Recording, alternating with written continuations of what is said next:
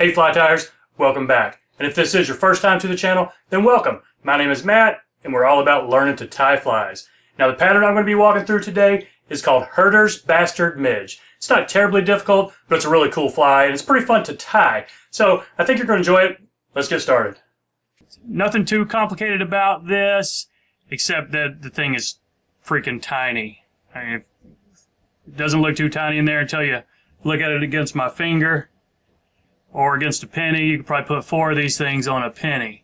So yeah, it's a tiny fly. This is size 18, and the most common size are 18, 20, or 22. So as always, I will explain the materials as I go and put the recipe in the description. So this is a standard dry fly, barbless, size 18 hook. I'm going to lay down a base of red 8/0. Now if you've got 10/0 or 12/0, this would be a good time to use it. I just didn't have any in red, so I'm tying this one with an 8/0 thread. So take it about back to the start of the bend, then get some mallard flank. Cool thing about this one feather right here, you can tie about 7,000 of these flies. Now pull it out to the side, get about 4 fibers. This doesn't take too many. 4, maybe 5 fibers. We might lose a few of them while we're tying it. So the tail of this thing is about a body length. So I'm going to go about right there. Now take your time. Couple of wraps right there. Check your position. Okay, I think that's fine. I need to go back a wrap or 2. Okay, maybe 1 more, so it will have a, if I can get a slight downward point on that, I think it's going to look better. You do want that tail to be down in the surface film. So go ahead and snip this excess off.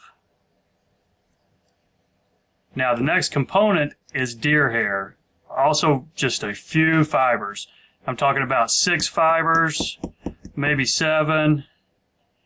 Put in your hair stacker for sure. Now we get that out. Now this is, you got to pay attention to this, because we're going to fold this over and have the tips sticking out past the front of the eye. So that is probably about what we're going to be, where my thumb is. I'm going to tie that in. Now we can check this out. Before we really secure it, we can check our position. Now I got to be a little careful. They're already spinning on me there. Okay.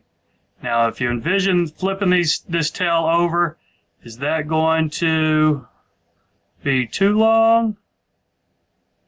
It might be a little too long, so I'm going to pull this short if I can. I might have to unwrap one. No, that's going to work right there. So I've shortened up that just a little bit.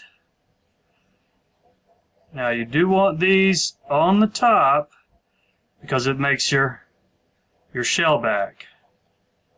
So I'm holding it with my material hand, trying to keep it from spinning around the hook. Still holding these up while I catch this in all the way back to the tail. Just take your time here. Okay. 1 or 2 more wraps should be fine there. Okay. Now I can go ahead and snip these off. The red thread is also going to be our body, or our underbody. Now bring your thread back up right here. If you want to build this a little bit thicker, you can. I think that is probably, I should flatten my thread out, but I think that's going to be just fine right there. So be careful here. Grab your deer hair and try not to grab your mallard flank there. Now you're going to have to probably wrap this with your offhand. A loose wrap right there. And check your position. Are we centered just over the top? I think so. So now a medium wrap there. Now I'm going to hold that and put a tighter wrap on it. Okay. That's a little tight right there. Another tight one. So we've got the length that we want. Our tail looks okay right there. We've got one deer fur hair sticking out right there. I'm going to go ahead and trim that off. We don't want that as part of the tail. And it's got a little stubby, but we can live with that. So we can widen this out. We're going to build a little base to put our hackle in.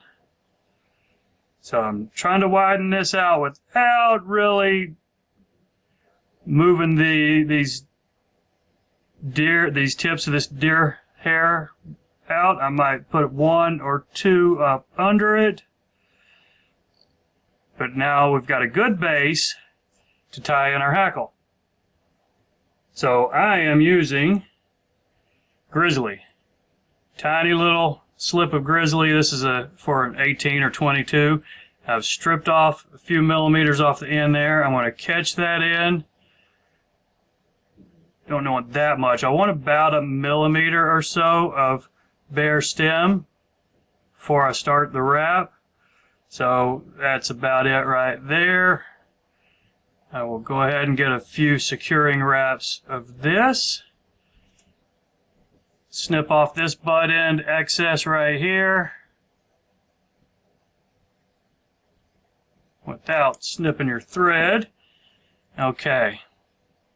Now we're going to wrap this, and then we're going to do the whip finish right here. We're not up above that deer hair. So you're going to grab hackle pliers, unless you've got really tiny dexterous fingers and can wrap this 1.5 inches of Grizzly hackle.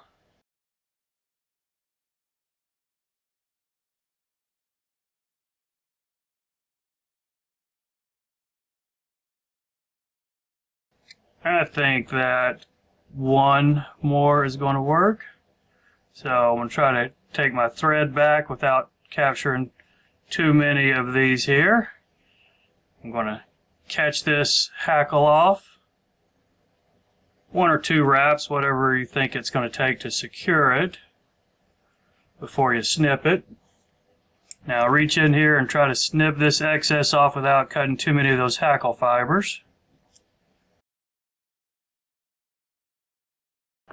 Now we can just wrap that. Won't really call it a head because it's back from the head, but it's just part of the body there. Securing that in. Got a couple of Grizzly fibers sticking forward, but nothing we can't live with. So I will just try to push those back before I do my whip finish. Don't want to mangle those up too much. I think we've got a wide enough base to do a whip finish right there. 3 or 4 turns. Now if you're going to put some head cement on it, you probably need to do it with the bodkin, because you'll want it between that deer fur and your Grizzly hackle, and you don't have a whole lot of room to work with. But there you have it, folks, the Herter's Bastard Midge. Anyway, I do appreciate you watching, folks. I hope you enjoyed it, maybe learned something, and I hope you will consider subscribing. So that's all. We'll see you next time.